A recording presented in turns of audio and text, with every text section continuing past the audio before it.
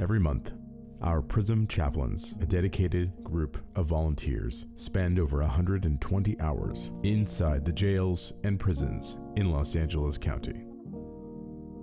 They provide the much-needed spiritual care, support, and relationship to our incarcerated brothers and sisters throughout their incarceration and upon their release. This is the work.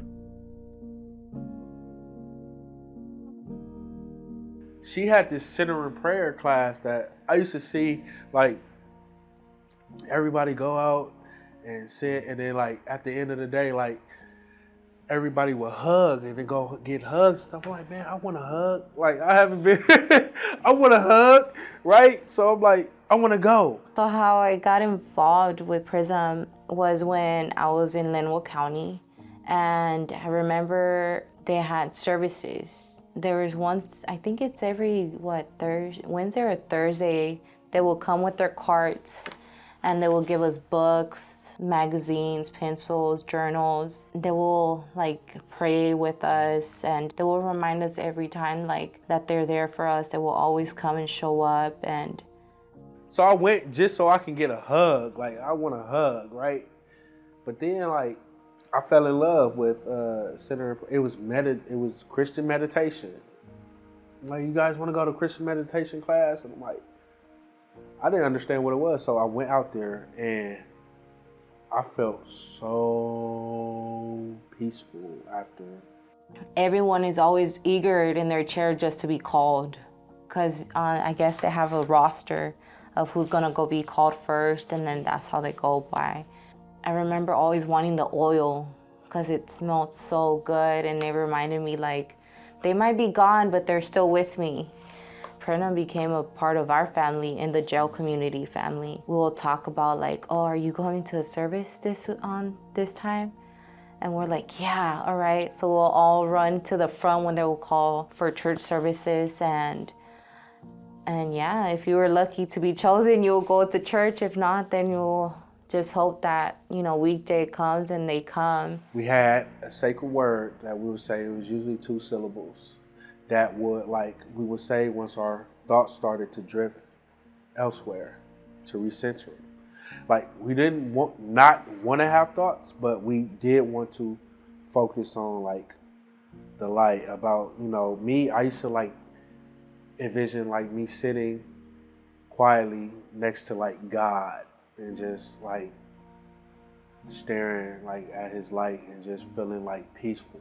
I remember she used to hit the thing, to bring us back. And after I felt like light, I'm like, man, I want to do this again. I want to do this. So I just kept coming.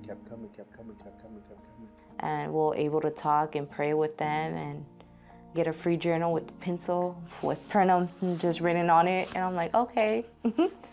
So our deputies will look at them like, what are you guys doing? Like, they're anointing us, and we're just like, thankfully, they're allowed to come in and give us that bit of hope. In the midst of that, she would come by and have like one-on-ones. I remember asking her if she could put me on the list to be, one of the guys that she came, and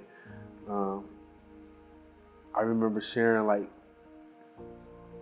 everything about like my backstory, about how I was raised, the death of my mother, all, and she remembered every intricate detail about me.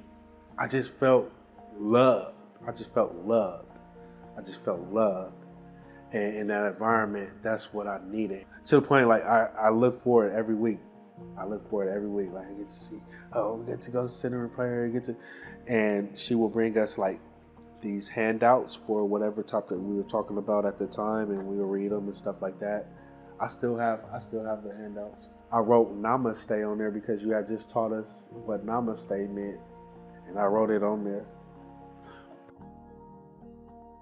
Spiritual care isn't a luxury. It is a vital resource for human flourishing. But robust spiritual care requires resources. Human, spiritual, and financial. This is the work. Join us and make a contribution to provide life-giving spiritual care to the unhoused, the incarcerated, and those who have been forgotten. because we can't do the work without you.